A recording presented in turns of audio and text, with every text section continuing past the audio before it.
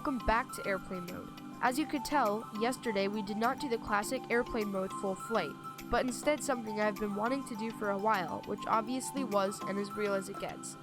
I've seen so many of these videos scattered around the internet for years, and I just decided to do one myself. Moving on to today, however, you can see that I'm not starting outside, but instead inside of the cockpit. That is because, if you read the title, I will be doing an advanced Zibo 737-800 FMC tutorial. I posted a very similar video a few months ago, and as of today, that still remains my most viewed video. However, as I watched that video back, I realized how many parts of the FMC I skipped. Once again, I struggled so hard to find the best FMC tutorial for the 737-800, but no matter how hard I tried, I failed. And even if I did find one, it was either way too long or truly impossible to understand. So that's why I hope I can provide a short, very descriptive yet easy to understand FMC video that will help any of you out there who are struggling to figure out how to file a flight plan. So, without further ado, let's jump right into the tutorial. Alright guys, so let me just start off by saying that for any of you who are wondering, I am docked here at Palm Springs. Anyway, this is what your FMC should look like the second after you switch your IRSs to nav mode. To start things off, you are going to see here that there are just a ton of mini sentences, and these are truly unimportant. These are just saying thank you to some of the people who helped make the Zibo mod, and just stating that you have the Zibo mod with the Audio Bird sound pack if you have it. To start things off like a real pilot, you are going to go ahead and hit the FMC button right there, and you are going to start off by seeing that you are flying with the 737-800 WL. The WL just basically stands for winglets and states that your airplane has winglets on it. Your nav data is just stating the IRAC cycle that you are using for your airplane, and it is also just showing when the IRAC cycle was active.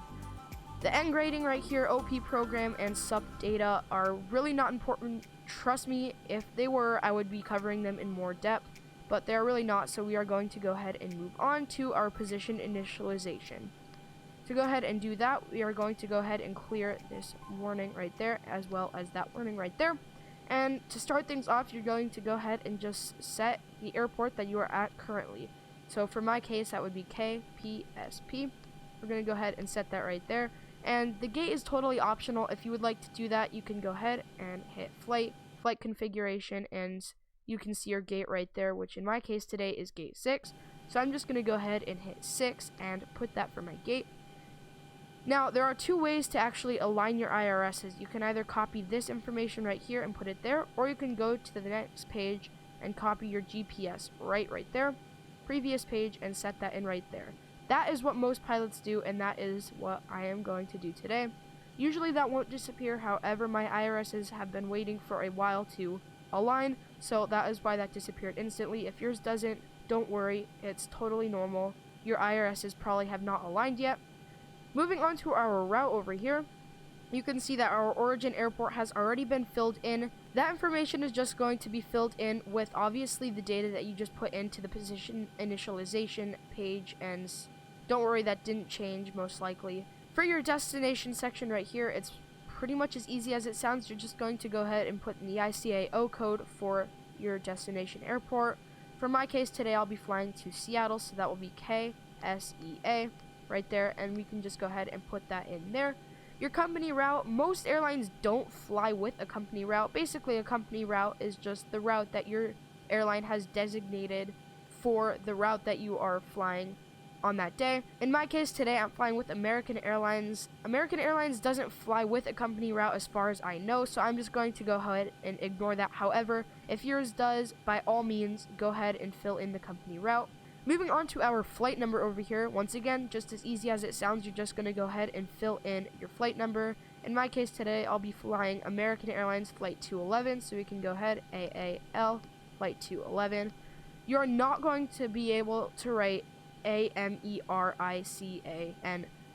you get the point. You're not going to be able to write the entire airline's name. You have to write the abbreviation for that. If you do not know how to find that, there's a very simple website called FlightAware. You can just go ahead and type in flightaware.com. A link will be in the description below, and you can basically, where it says airline, just type in your airline, and it will give you right under that the abbreviation for that airline, and you can just clarify that.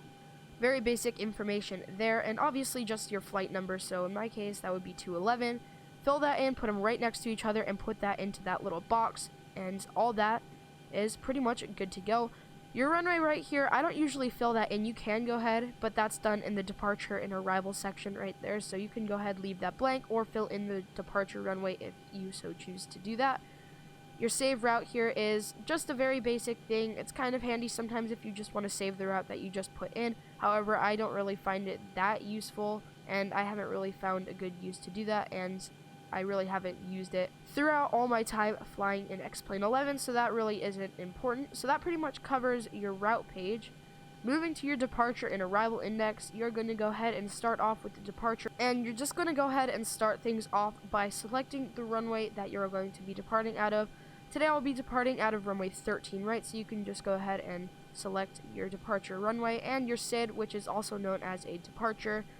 I will be flying with the Cath 1, and usually there's a transition. If there's not, then go ahead, just leave it blank, because obviously there's nothing to fill in for your transition section. But do not fill in a random one. Fill in whatever one your flight plan says, because that's pretty much the one that is going to get you to the airport safely. So if there is a transition, which in my case there's not, go ahead and select the transition that is correct for your departure. Moving back to this section right here, we're going to go ahead and hit the arrival, and make sure that you're not hitting that arrival, because that is obviously in line with the KPSP, which in my case today is Palm Springs, and that is usually the airport that you are departing out of, and you do not want to arrive back at your airport unless you are doing an emergency landing or something similar to that. So do be sure to hit the arrival index next to the one that is your airport right there. We're going to go ahead and hit that. For your arrival, it's not just hitting your runway and then your star, or also known as arrival. You're going to hit your star, also known as arrival, before you select your runway / approach. So to start things off here, you're going to go ahead and select the star for your landing today, which in my case today is going to be the Hawks 5 with the BTG transition. So you can go ahead and select whatever transition is correct according to your flight plan, and then obviously you're just going to go ahead and select your approach. And all of this is saying is that basically it's just going to give you a list of all the runways. It will give you a list with ILSs and RNAVs, or runway navs, and pretty much just selects the one that you want to do. Make sure that you are using the runway that your flight plan calls for, or else you will be violating some terms of ATC. However, to select the one that you want, just go ahead and choose either ILS or RNAV. I usually choose ILS and very rarely use RNAV. However, either one will work just fine. So today I'm going to be arriving on runway 16 left, and I will be flying with the Griffey transition. And then once you select the transition that you are going to be using for your ILS arrival, you can go ahead and select whether or not you want the glide slope on or off. I usually like to keep it on, because that's just going to show that you are where you need to be for your approach and landing. That's pretty much it for the departure and arrival index. Not much else. When you hit the route, it's just going to bring you back there. And obviously that's just, as I said, your departure runway. So as I said, you could have filled that in if you wanted to, but I just preferred to leave it blank. Next step is you're going to move to your legs page. Don't hit that activate button yet, because you want to make sure that you're clearing anything that you do not want in your flight plan, and that includes any discontinuities. If you see something that's blank like this, just select the one under it and click that one right there. Continuing on, all these are just little waypoints, so none of those are a big deal. However, when you reach vector, I usually clear that unless I'm flying with ATC, because that is basically just saying that that is the point where ATC is going to vector you to your next waypoint. Today I'm not going to be flying with ATC, so I'm just going to go ahead and, same as we do for discontinuities, hit the one under it and select that right there. Continuing on, you can just see that all of these are little waypoints. This is for your missed approach, and none of that is really important. However, this is your arrival runway, and that is the last leg usually of your journey, unless obviously you are continuing on to do a missed approach and rerunning through. After you do all that, you can actually go ahead and hit the activate button, hit activate, and hit execute, and that is your route pretty much set. If your IRS is aligned, you will see your route all throughout there, and that is your route that will take you to your arrival airport. Moving on to our init ref page, which is just basically initial reference page. You are going to be greeted with this page unless your IRSs have not aligned, in which you will reach this page right here. You can just go ahead and hit performance right there, and that'll bring you right here. So to start things off, you're going to go ahead and fill in your ground weight. So to do that, you can go ahead and hit that. That will also fill in your 0 fuel weight and your planned fuel. That's just basically your planned fuel. You can fill that in if you want. I'm not going to do that, but basically you just do however much fuel you want and put that next to that. For your reserves, you're going to go ahead, and usually reserves are filled between 0 and 2. So if you're not flying with any reserves, you can obviously just leave that blank. However, I am today, so I'll just go ahead and do 1.1 right there, and just put that in right there, and that will autofill in your reserves. And for your cost index, that can be found in your flight plan. If you do not know where to find that, as well as the reserves and the cruising wind and all of that other stuff that I'm about to show you, go ahead and check out my FMC tutorial from November, and that should show you where exactly you can find all that information. Moving on to the cost index, however, I'm going to go ahead and do my cost index of 21. When you have a lower cost index, it's basically showing that your plane is going to be flying a little bit slower and will be a lot more fuel efficient. And if you have a higher cost index, it's just going to be saying that your plane will be flying a little bit faster, however, it will not be as fuel efficient. So usually a lower cost index is better, however, it really just depends on the type of flight that you're doing. Up here, it's going to autofill flight level 386, not necessarily 386, but that's just my case for today. Ignore that unless that's your actual cruising altitude. That's just going to be the one that ATC will recommend for you, the recommended one that you should fly with. However, as I said, if that's not your actual cruising altitude, you can just go ahead and ignore that. So I'm going to be setting in my cruising altitude, which today will be 32,000 feet. So you can do 32 and then 3 zeros after that, or you can just do 320 and it will get the job done equally. You can go ahead and after that, it will light up the execute button and you can hit execute there.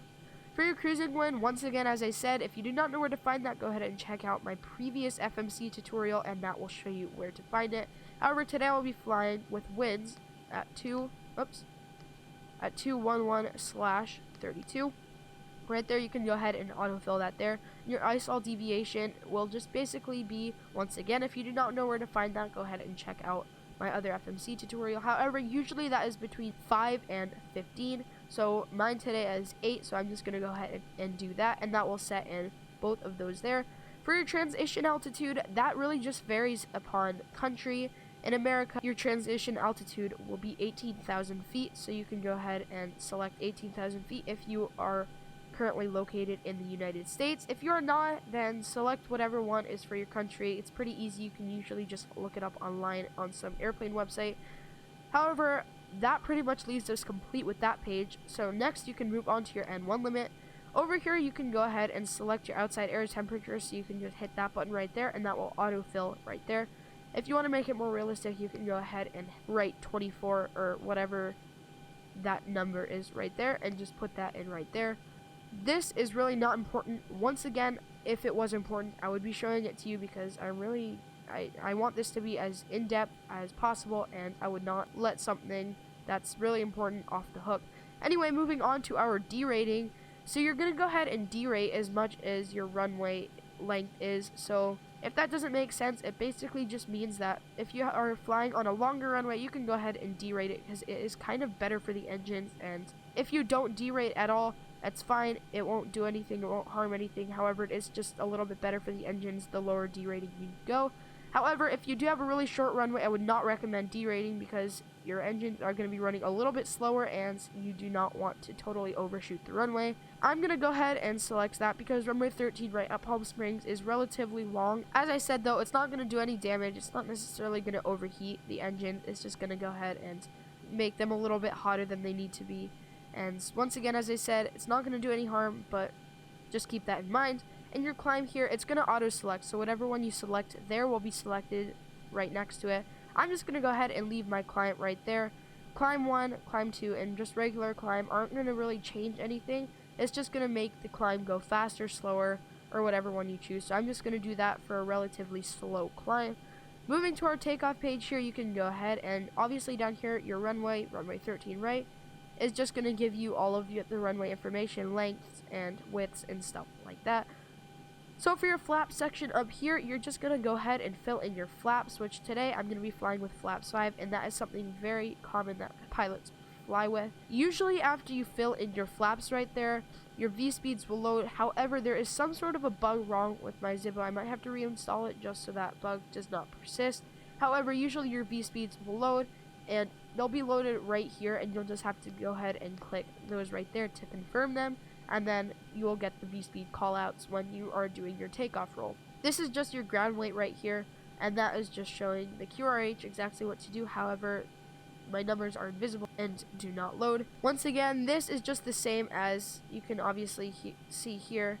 If we go back to our N1 limit right here, you can just see that that is the exact same as our N1 limit. So really, you don't need to touch that. Again, as I said, it's not important, and I would not be lying to you guys, and if it was important, I would be showing it to you. Moving on from that, you can go ahead and fill in your CG. That will just show you your trim and stuff like that, and that will be automatically filled in once you hit that. Besides your CG right there and your trim, you can just go ahead and set whatever your trim is, obviously just right there. Moving on from that, you can go ahead and hit next page right there. That's your runway wind. I have not graphed that information, so I'm not going to fill that in. However, that is just your runway wind. You can probably find that on your flight plan, just wherever it says your runway, and that will say probably runway wind. And also, if it's raining outside, most likely it's going to be a wet runway. However, mine today is going to be dry because it is a beautifully sunny day outside. And your runway slope / heading, once again, I did not write down any of that information because this isn't really important. Your takeoff is not going to be affected because of it. However, you can just go ahead and type in the slope and put the runway heading in right there. Your outside air temperature, that's auto-filled from what you have done there. And the red 22 N1 and stuff like that, that is also the same stuff as the N1 limit and the takeoff page. So once again, you do not have to fill that in. It is not important. The thrust reduction is basically the altitude where your climb thrust will start heading into effect. So basically, I'm just going to leave that where it is. You do want to go and select that usually about 2,000 feet above the elevation that your airport is at. Once again, I'm just going to leave that blank because this also doesn't affect your takeoff. None of this is going to do anything to your takeoff.